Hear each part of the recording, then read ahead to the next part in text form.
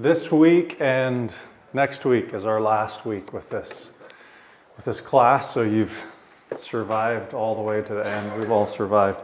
Haven't you been saying that for the last 4 months? I have been saying that, and yet here we are. So I'll open us in prayer and we'll get started. Thank you, God, for the fact that you are King, that you're in control of all things, and that you are good, and we can trust you even when we don't understand what's going on. And I pray that as we do try to understand more this morning about the way that you want us to interact with our earthly governments and earthly society, that you would teach us and help us and give us wisdom and help us to be more faithful in following you in these ways. And we ask this in Jesus' name, amen. Got a few more sets of notes. Anybody? Daniel, do you have a set of notes? Okay. All right. I'll just say this up front before I forget. There's kind of this week's topic, kind of two books that I relied on really heavily. And I've kind of been dipping in and out of these books for the last couple of years. But one of them is a book called Faithful Disobedience.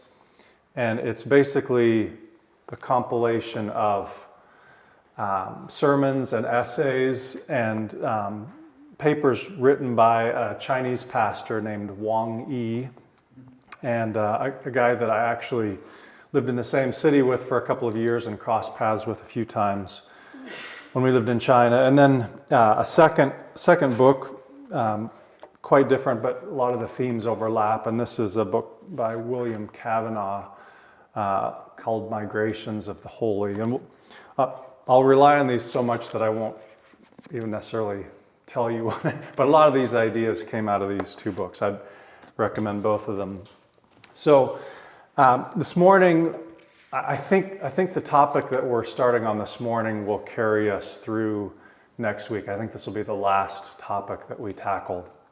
And I've talked some in here about we're all born into a certain culture with a certain set of cultural lenses, and sometimes it's hard to recognize that we're wearing cultural lenses. And two of the best ways I know of to try to sometimes examine our lenses and try to hold them up to the scriptures and see in which ways they might have blind spots or which ways they might be warped a little bit. Two ways that we can try to get perspective. One is to look outside of our time, and as C.S. Lewis said, since we can't look into the future, all we can do is look into the past to compare our time to prior times. And the other way is to compare our place. We live in a certain culture. Cultures are created by God, but cultures are also fallen. But sometimes it's helpful to look at other cultures, churches and other cultures. How do they function as they're trying to faithfully serve God? And that helps us sometimes get a broader perspective on our culture, our place, the way that we are shaped and formed by our culture. So this morning we're going to take a kind of a strange tour. The tour is going to start in Europe in the 1400s, and we're going to take a swing through West Africa, and then we're going to end up in China. And hopefully it'll give us a better perspective on what it looks like to be faithful American Christians living in relation to our governmental system. So today the world, at last count, this may have changed this week, I don't know, but at last count the world had 123 nations, 123 countries. Ooh, well, 93, didn't you say? 193. Yeah. 193 countries. Here is a map. This is one of those mind-blowing maps. This is a map from 1337. This area here is mostly just the modern-day country of Germany, and this would be Austria and the north part of Italy. But basically the area of Germany, which is roughly the size of Nebraska and Kansas put together. And there are 130 separate nation states in that little space of the globe the size of Nebraska and Kansas. There are 230 nation states in 1337. I don't even know how many there were globally at this point, but there were more in the territory of Nebraska, Kansas than there are in the whole world today, by a pretty good margin. So what does it have to do with anything? These little nation states, each one of them would have had a little king or a ruler over their little territory. Many of these would have been smaller than Merritt County or Nance County or Hamilton County, right? And but they didn't function. Sometimes we take our mental view of what a nation is and we apply it backward. You watch a movie that's from the Middle Ages and it's people parroting modern thought, just dressed up in old clothes, right? But it's helpful to try to put ourselves in the way that people thought, and they often thought quite differently than we did. So one of the main ways that people thought differently in 1337 is that these pre-modern nation states didn't function at all like our modern nation states function. And one of the main ways that they were not the same is that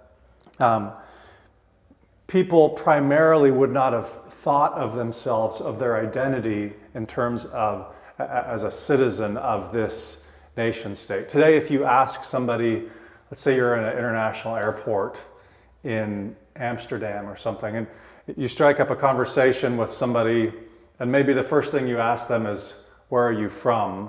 And they're going to give you the name of a nation. They identify with a nation state. That's one of the primary ways that we form our identity as people today. In this period, in the pre-modern period, people primarily form their identity from the church. In this case, it would have been Christendom. So either from the church or from your tribe, your clan, your kin network, or they had something that we don't really have today.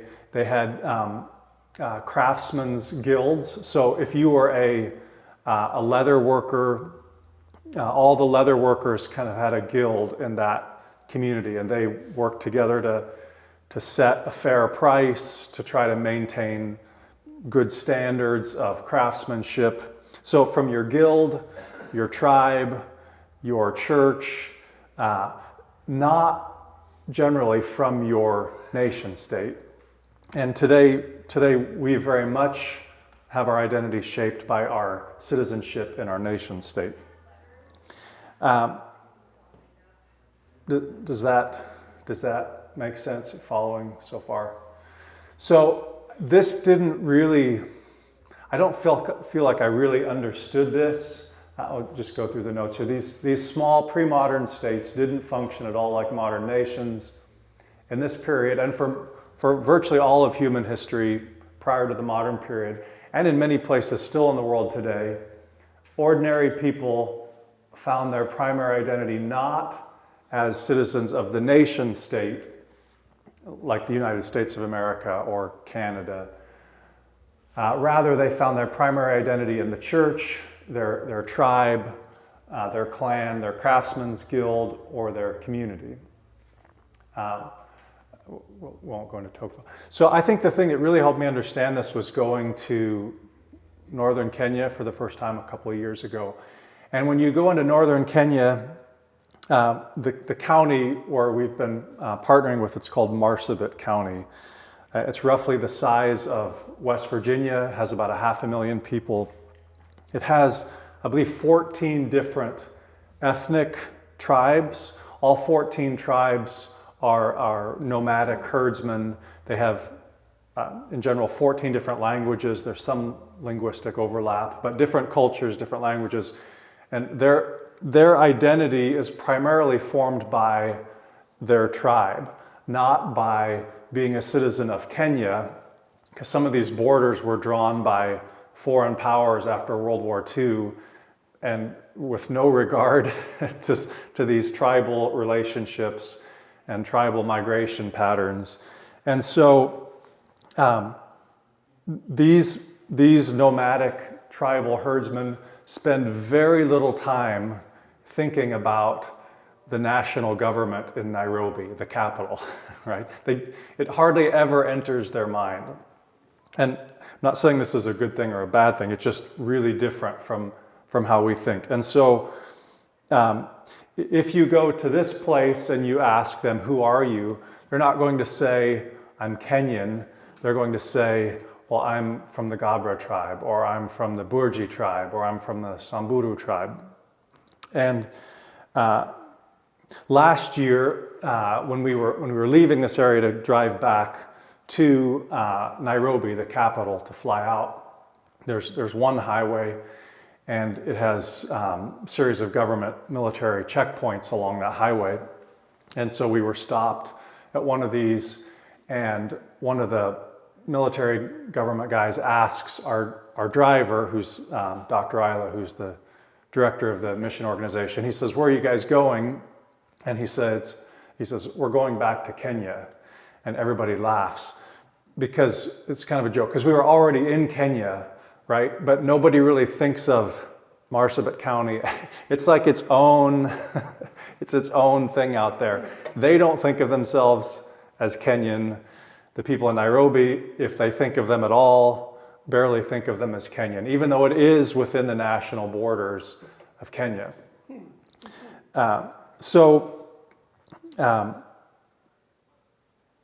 The main point being, many people in the world for much of human history, and still people in the world today, do not think in terms of national governments, national nation states, the way that we as Americans think of nation states.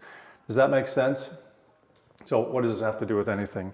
We'll get there in a little bit. So the modern nation state that, okay, sorry, I'm forgetting our notes. This is northern Kenya's Marsabit County, 14 different ethnic tribes. They spend very little time thinking about the national government of Kenya. So they don't think about Nairobi, and Nairobi doesn't think about them, right? It's sort of mutual. It's not necessarily antagonistic. It's just not really on their radar very much. So the modern nation state that we live in, that sort of is the wallpaper for our thinking, it's actually a relatively new thing. The modern form of the nation state developed roughly between 1500 and 1650.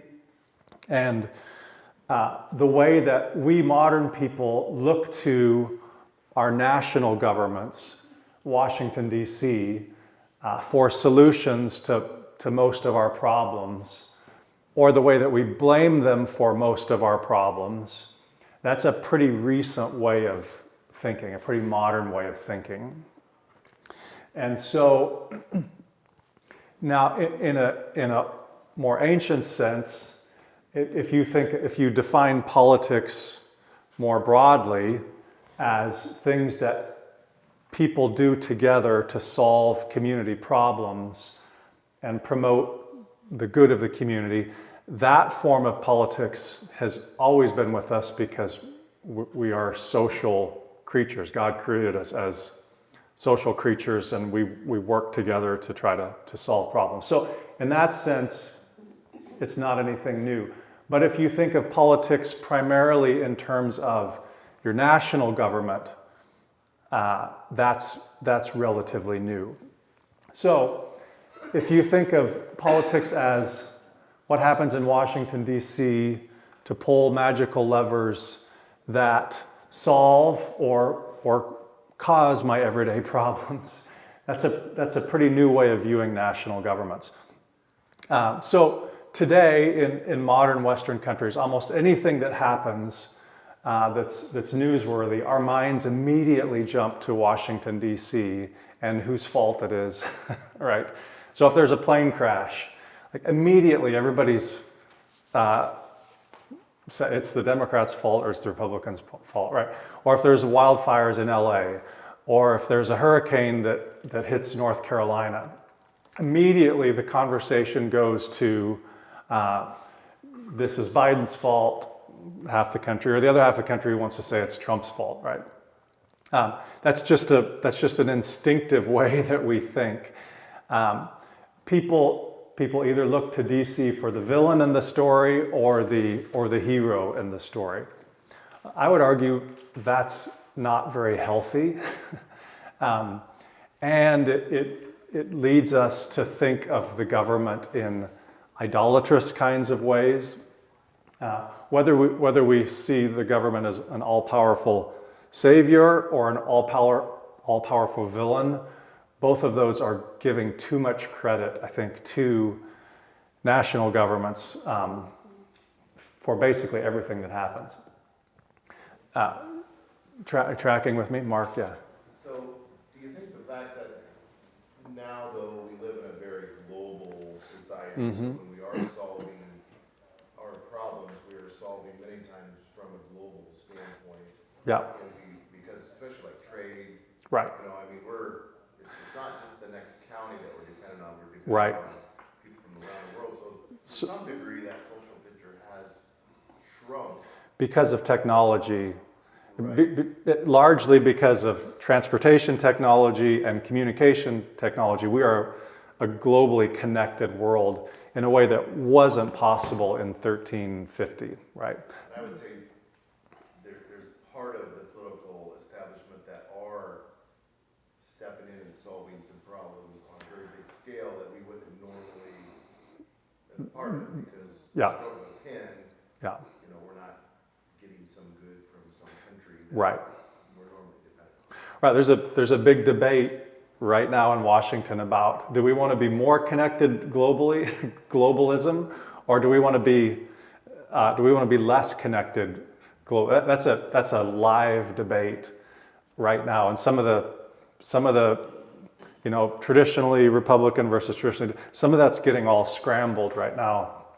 But yes, we'll come to some of those ideas in just a minute. So again, in pre-modern times, if something dramatic occurred, like a wildfire or a hurricane, if you were a Christian, the first place your thoughts were likely to go was, how was God behind it? We think more materialistically in terms of how did physics or science cause this, right? They would first think of, what is God happy with us? Is he angry with us? What is God trying to do with us? If you're a pagan, if you're not a Christian, you would think of the gods. Are the gods angry with us? Are the gods happy with us? And if you needed help for a problem, you wouldn't think first or second or third of the national government. You would think first of your church or perhaps your clan or your tribe, right? And you might not think of your nation state at all anywhere in the process. I'm not at this point making value judgments as to whether this is necessarily good or bad. But in ancient societies, people thought that every aspect of life was connected to God or to the gods, whether that was weather, whether that was good harvest or bad harvest, fertility of your family or of your livestock, prosperity, military success in your wars with your neighbors. Everything was thought of in terms of deity, the gods or God, and how the God's opinion was worked out in human life and on earth. So the kings, in an ancient way of thinking, a pre-Christian way of thinking, the king descended from the gods, or he was appointed by the gods. That the Caesars thought of themselves, all the ancient kings thought of themselves as either a descendant from the gods or appointed by the gods. And so the king's main job is to keep the gods happy so that they will, particularly the local god for your territory, so that he will bless your harvest, et cetera, et cetera. So we don't think that way anymore, right? Except that we kind of do. Anything that goes wrong, we sort of want to say, well, this was Washington, or anything that we think went really right. If our side was in power, we want to say that was Washington, D.C. And in a sense, our new gods, if you will, are political leaders, political parties. The new priestly class is scientists, technicians, experts, and politicians. And so my argument would be we're not necessarily that different. Idolatry is not a new thing, and it's never going away until Christ comes back. It just got updated for the modern for the modern system. Worship transferred from worshiping your king or the gods to your political system or your party or your president, right? So the new priestly class are politicians and economists and scientists. And so, but one way that we're very different in modern nation states, different and yet the same, is we think much more in terms of the nation state. So what happened? What changed? A part of what Mark just referred to is, again, the world got smaller in the sense that transportation became much more global. Communication has become more global. So we're much more connected to. The soybean market is tied to China, right? Or the hog market is connected to China, or the price of cars is connected to steel coming in from.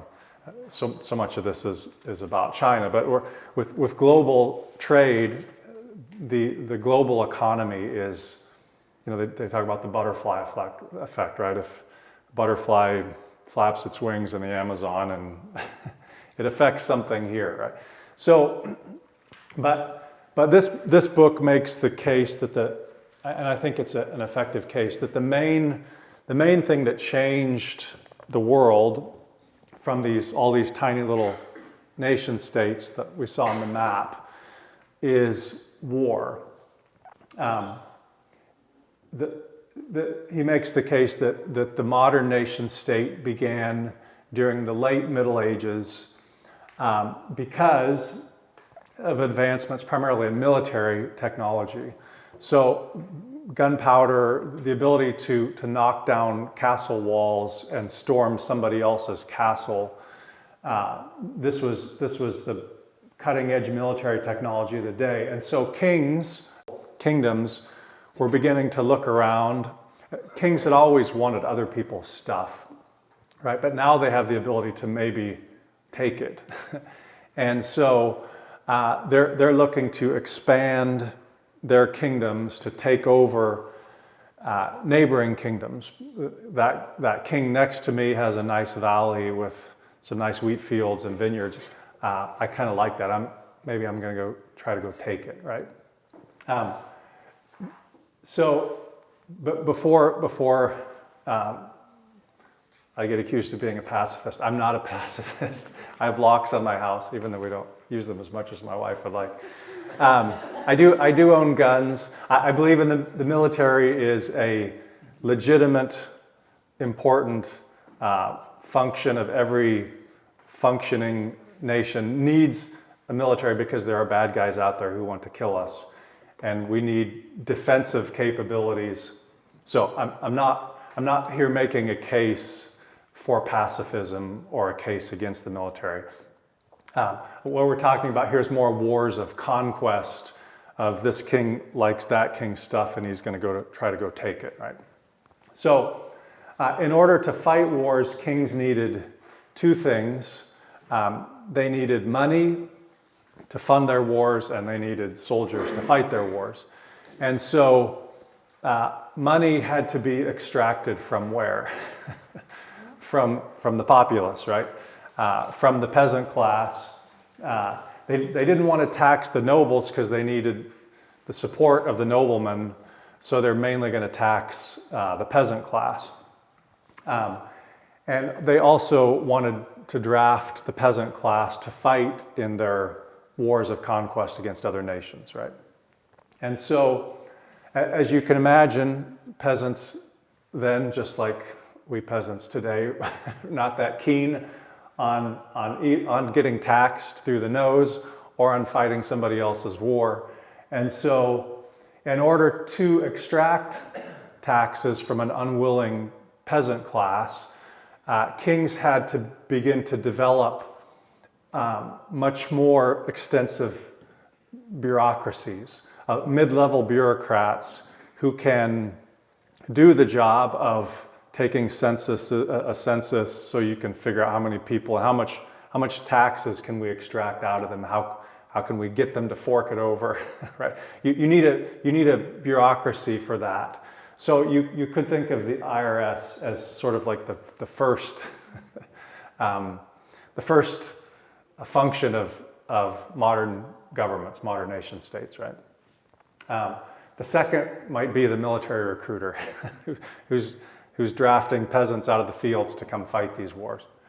So the kings, and this happened, this author makes the case over about a 150-year period, 1500 to 1650. Kings began to develop these more extensive bureaucracies, which they didn't really have before, in order to extract taxes from the common people in order to fund expensive war efforts and to fight the wars. You needed manpower, right? So war always increases the size and the reach of the state. It's just always been that way. The modern state, the bigger it gets, the more it needs to eat, and the more it eats, the bigger it gets, and so on and so forth, right? So war, this book makes the case, was the primary mechanism that formed the modern nation state relative to pre-modern times. Again, not that people didn't fight before, but this growth in bureaucratic structures to make this happen. Does this make sense so far? Okay. So you could look at the history of America, and few things contributed to the size and scope of the American government like the Civil War. During the Civil War, the American government took on a whole lot of new powers that it didn't previously have. World War I and World War II led to dramatic increases in the size and the reach of the state because people are much more willing in a war to give the government a lot of leeway that it didn't have before the war. Does that make sense? Okay, so the state, as it grew, modern nation states as they grew and developed, they began to gradually, I'm not saying this is necessarily a conscious decision, maybe with some kings it was, but they gradually began to claw back or to claw influence and authority from these local associations like the church, like the Craftsmen's Guild, like the tribe or the clan, or the community functions. And so people have always had local formal and informal networks to buffer themselves against the hard things of life, right? If that's always been true as long as people have lived together in community. So, but the state begins to take over more and more of these functions, and the local organizations begin to usually unwillingly lose control over a lot of these functions and influences. Does that make sense?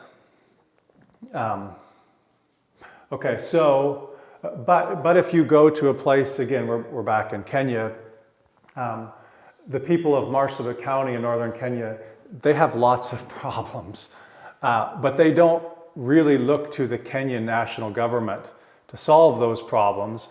They still are thinking more in a pre-modern way. They have to figure out amongst themselves how to solve their problems because nobody's coming from Nairobi to solve those problems. They have to figure out in their community how to work those things out for themselves, right? Just as an aside, the church has always functioned as something that helps to solve local, to meet local needs.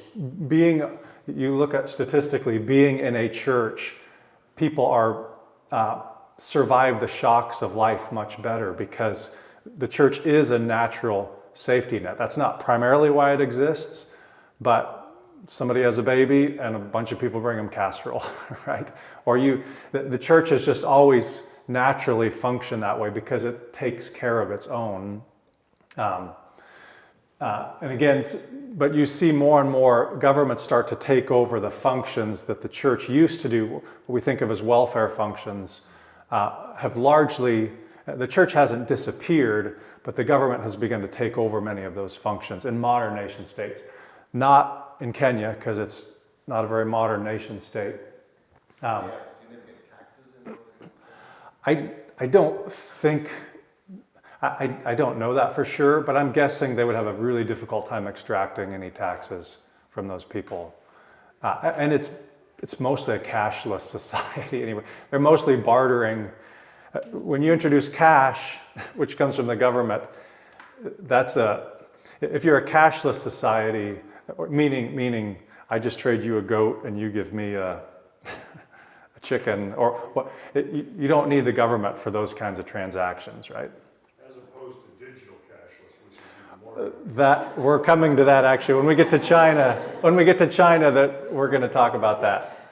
They're the ultimate in, but it's the opposite of trading chickens for Just about goats. Give back the last time we sent him over there because he didn't have Yeah. any way to spend money. Yeah, we'll come to that in just a little bit. So, I would argue the reason that the Kenyan national government in Nairobi has shown little interest in governing Marsabit County is because no one has ever seen it as a source of extractable resources, right? So the modern state, as it arose, it wasn't initially making its goal as the common good of the populace.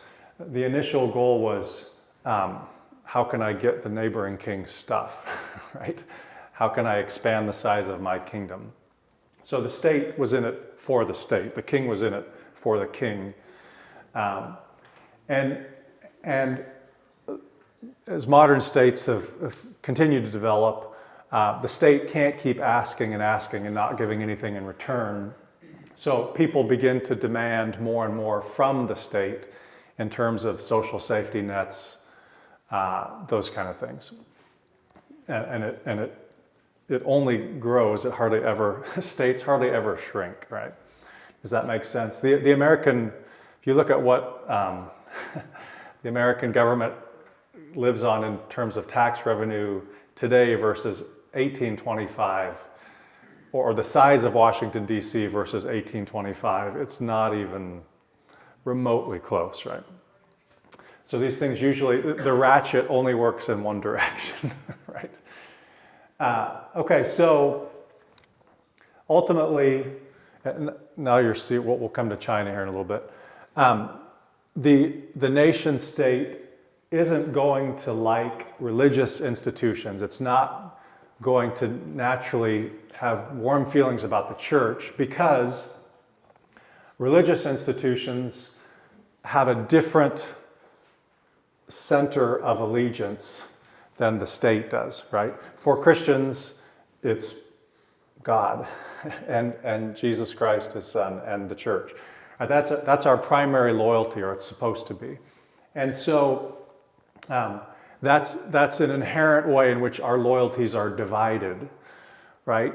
And the religious prophet, like in the Old Testament, might stand in the road of the king. He might say, you shouldn't do this.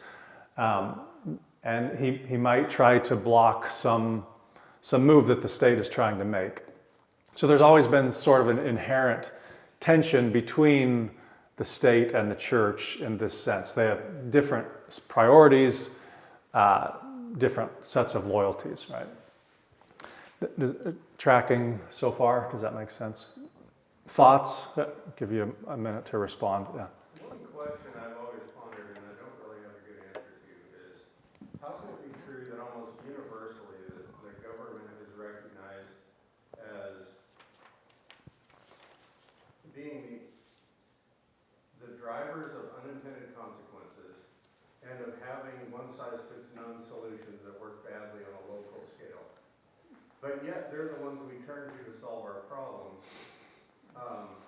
Anybody with 2 brain cells to rub together knows that central planning is doomed to fail just because there's no possible chance that one person can know the individualized situations of each person involved in the problem. Right. That's why, I mean, you mentioned the welfare system. That used to be a function of the church, and the church used to know its local people. Well, you're spending money on drugs, you're getting nothing. You're not working, you're getting nothing. Well, the government comes in with their one-size-fits-none solutions and pours money on the problem, and somehow that's an improvement. Why do we as a country still look to government for solutions when we see that they only have one-size-fits-none solutions and unintended consequences? That's all they've ever offered. Why are we so stuck on this stupid central planning thing? Yeah, I would say bureaucracies like to grow to justify themselves, right? I take all your points are all valid. The ancient people were closer to the truth than we were.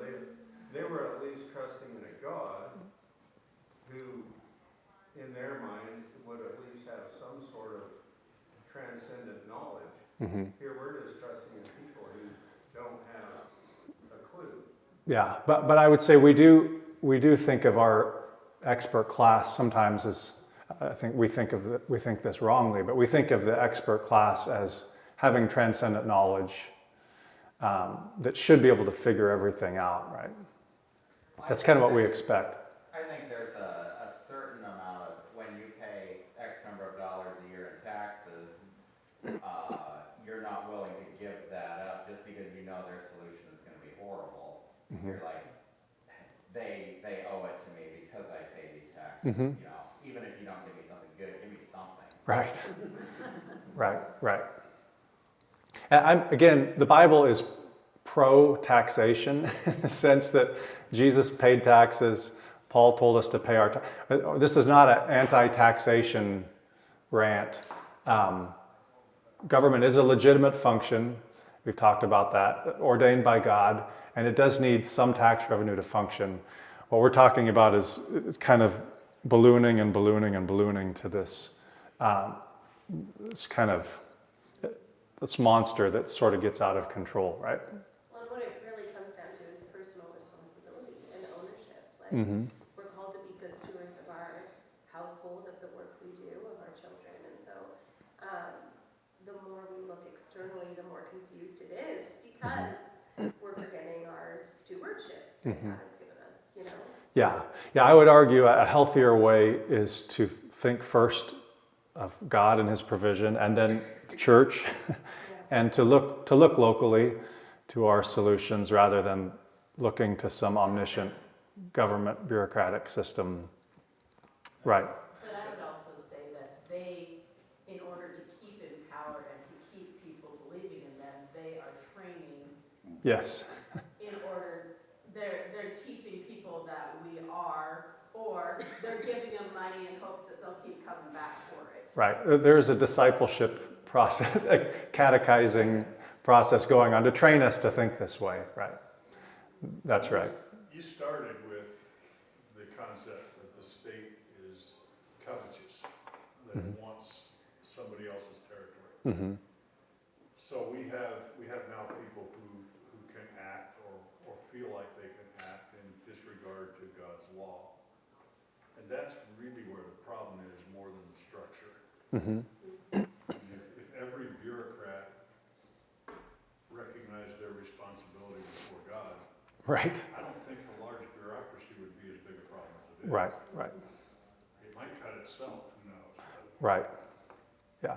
Yeah. Again, we keep going back to this quote through this whole course, but as T.S. Eliot said, for all of human history, men have been trying to come up with a form of government so perfect that people won't actually have to be good.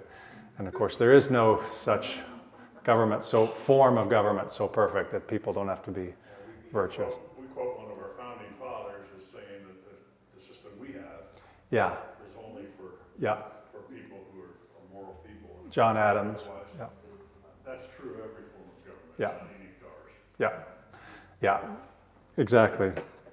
Good thoughts. So, I would argue that the ultimate modern nation state, if you take this all the way to its extreme, you get the modern nation state of China. And good, we still have some time. So in China, the government is everything. There are no intermediate non-governmental organizations. There's no nonprofit organizations. There's no Elks Club or Kiwanis Club. There's none of that exists. None of that is allowed to exist. There's only the state and the people with nothing in between, right? De Tocqueville, when he came to America in 1835, America was new, it hadn't metastasized yet. He remarked at how much he admired America for having all of this elaborate these local organizations, nonprofits, informal, but these networks of people solving problems at the local level. He really admired that relative to Europe, where he was coming from. I would argue we still do have a pretty strong legacy of nonprofits and non-governmental organizations, but the trajectory is not great for those, right? The trajectory is but in China, there is no mid-level non-governmental organizations. The government is everything. The government does everything. There's only one party. It's the Communist Party. It never stands for election. It never gets challenged. It assumes full responsibility for everyone and everything that happens under the sun, right? And so it claims the competency to micromanage all of life, all the way down to the family level. And in return, it demands total loyalty from its citizens. It tries to micromanage everything, micromanage the economy. So the government owns many of the major corporations are owned by the government. It controls all the major industries, including the energy sector. It owns all of the media. There's no independent media. Every TV station is PBS. Every radio station is NPR. It owns every television channel. Every newspaper is a government newspaper. There's no independent free press. Every movie shown in every theater has to be approved by government censors. The internet is carefully censored. The Chinese government employs over 2 million people whose full-time job is just to monitor what's going on the internet, to look for people who are stepping out of line and criticizing the government, and to immediately try to shut it down. The government controls all education. This is obviously huge. There's no private schools. There's no private universities. There's no homeschooling. The government strictly controls all curriculum. And then now we come to what Tom was talking about a little bit ago. This is a whole new level of scary. This has just happened in the last, 6 or 8 years. The government has set up something called the social credit system. So every citizen has this plastic card, and you use it even as little as 15 years ago when we were living there, everybody used cash. Now, virtually nobody uses cash. You use this card, which is tied to your bank account. So it's a cashless system, but it's also tied to a social credit score. So let's say, I don't know what age you get this. Let's say it's 18 and you get your card and you've got 100 points on it. And anything that you do that the government frowns upon, you start to lose. You can lose or gain points in the social credit scoring system. So if you try to visit some website that's not government approved, you're going to get dinged. If you go to an unregistered church, you're going to get dinged. There's thousands of ways you can get dinged. There's also ways that you can improve your social credit score. But all of this is meant to disciple people, shape people, catechize people in certain directions that produce more and more reliance on the government and less reliance on personal social networks. And we have any dealings with this government voluntarily? Oh, do we have any dealings? No, I mean, how can we possibly Yeah, justify? it's our economy is intimately interwoven with theirs. So it's it's not an easily solvable problem. If you lose enough social credit points, you won't be able to travel. You won't be able to rent a house in certain neighborhoods. You can even have your bank account shut down altogether. And so, it's a different topic now. As of 2023, I'm sure this number has only grown. China had over 700 million government surveillance cameras equipped with facial recognition software tied into an AI system, where you can get away some places in the countryside and not be under a camera, but there's virtually not a square inch of the urban areas that aren't covered by a government surveillance camera. That's one lens for every 2 citizens. I traveled in Xinjiang province a little bit, which was where the Uyghurs were, and everybody had a barcode over the door of their house so that the government official could show up, scan the barcode, knock on the door. The person who comes to the door, you can scan his face and it has to match to make sure that who's supposed to be in that house is in that house. And it's somebody who's a bad character isn't in that house, right? How in the world do they get away with this, right? With their own people? So in part, it's because China has really never known political freedom in the kind that we think of in the West.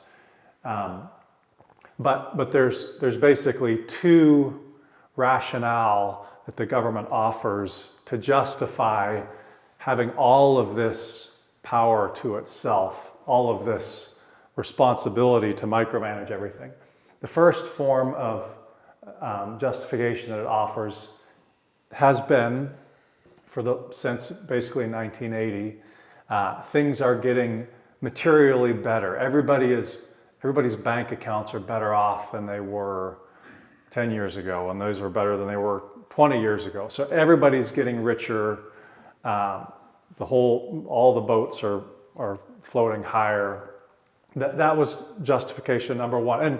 And in a sense, this was true. China is far more wealthy today than it was in 1980, 1990, So you go to a modern Chinese city and it is really impressive. The second major justification that they offer for why the government should have all of this authority to itself is nationalism. Essentially, this is our blood, this is our race, we are Chinese. We have been stepped on for the last 180 years of history, and that's not untrue. And it's time to rise up. The national anthem, which we would, every day we'd go past the local elementary school and they'd be chanting the national anthem, and it's Qilai, Qilai, Qilai, rise up, rise up, rise up. It's this idea of don't let the rest of the world step on us anymore. We're going to rise up and take our place that we deserve. So this is this next paragraph is speculation, but I'm pretty confident in saying this. If the government's first form of legitimacy, that is increased wealth, if that ever stumbles, if they ever hit a 1930s type of depression, look out, because they're going to have to double down on the second, because those are the only two legs that the chair stands on. They're going to have to double down on fervent nationalism. So some people have, so it'd be cool if maybe if they stumbled and their system sort of got exposed. I kind of tend to think the opposite. I think that would be more likely to generate some kind of international conflict, because nothing drums up nationalism like starting a good war with somebody else, right? So nationalism, we haven't spent a lot of time talking about nationalism, but nationalism loves origin myths, where our country came from, what shaped us, who we are as a people. And origin myths usually tap into feelings, right? Vibes. This is who we are. This is our destiny. Nationalism, again, this is from this book. Nationalism, historians point to nationalism really taking off in the 1800s with Romanticism. In the US, you see it with Manifest Destiny.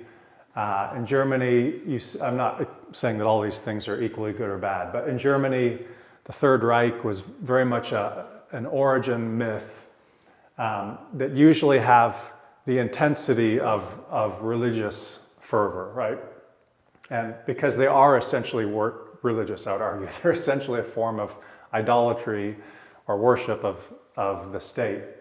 And so in order for that kind of sentiment, religious sentiment toward the state to grow, obviously religious worship of God and the church has to shrink.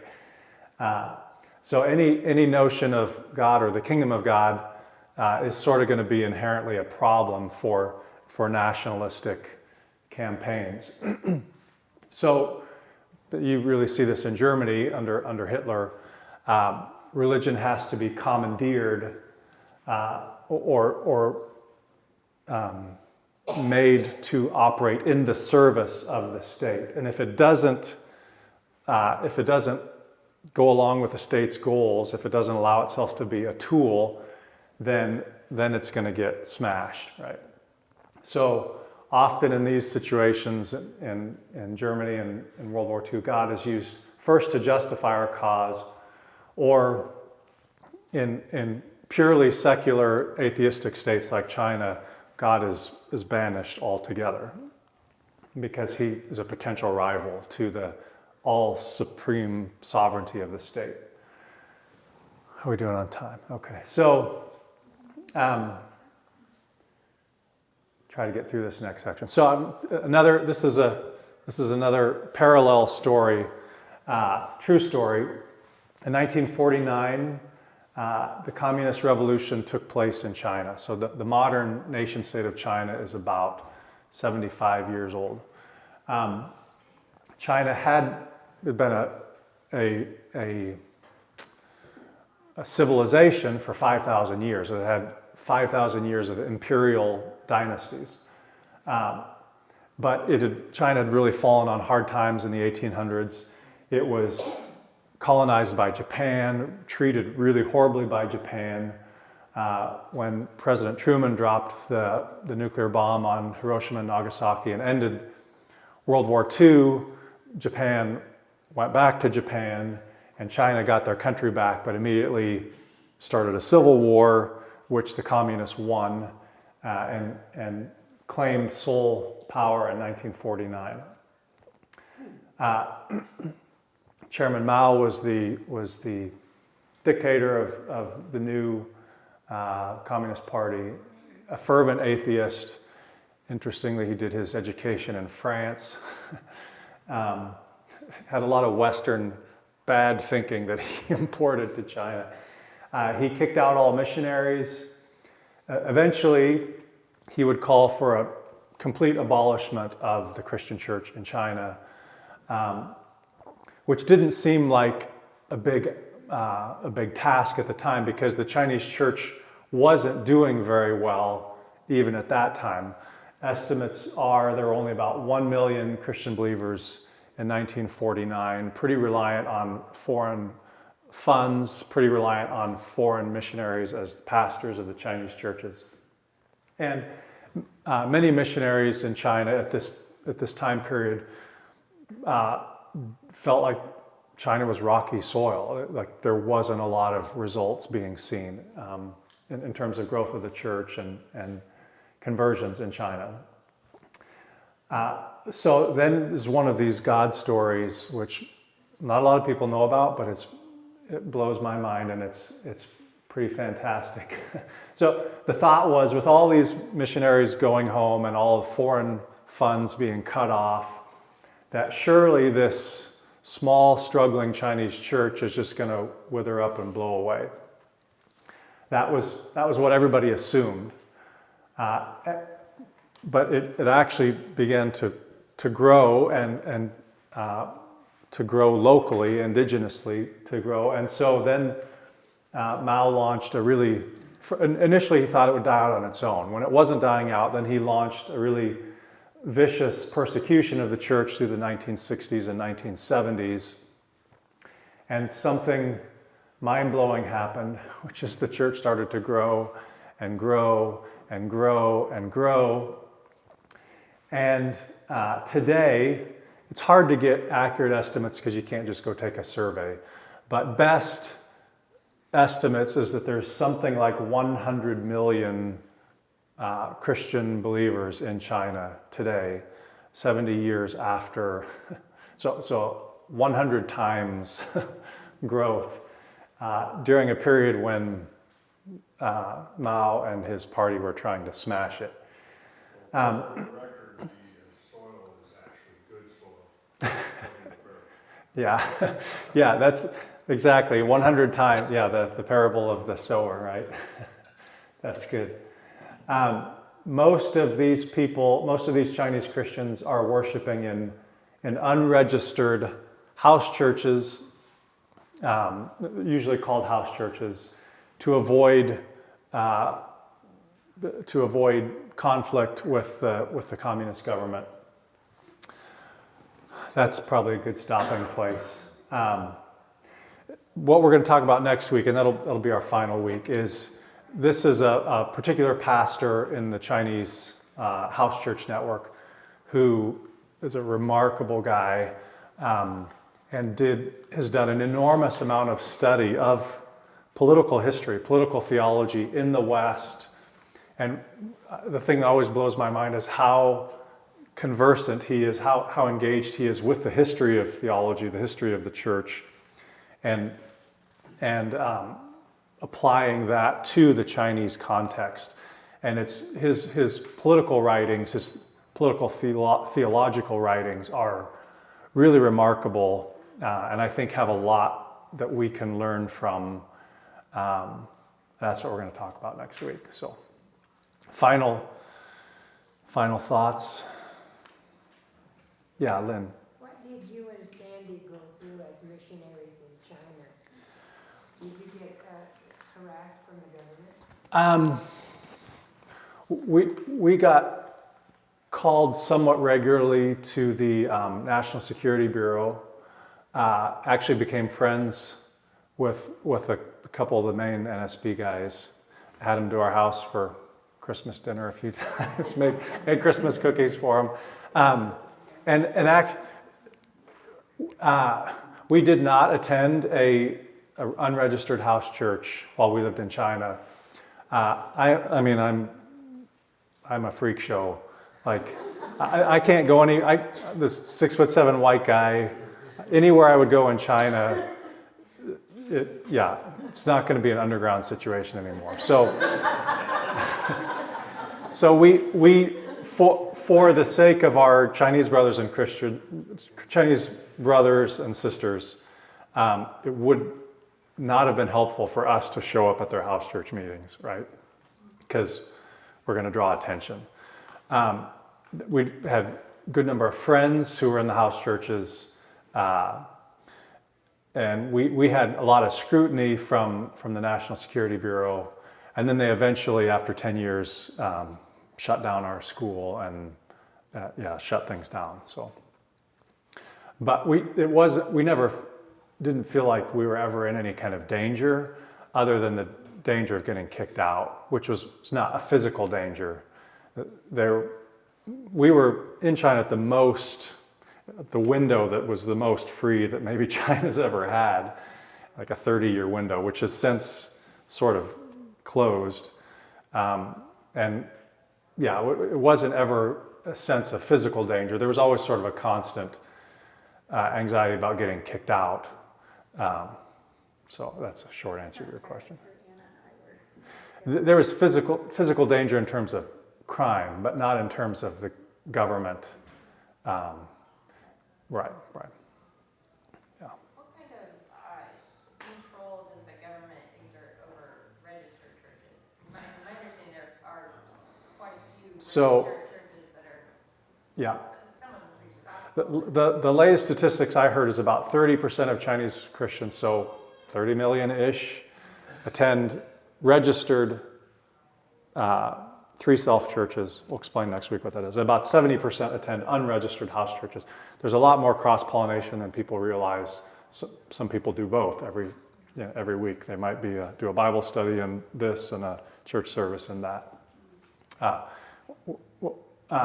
Your original question was.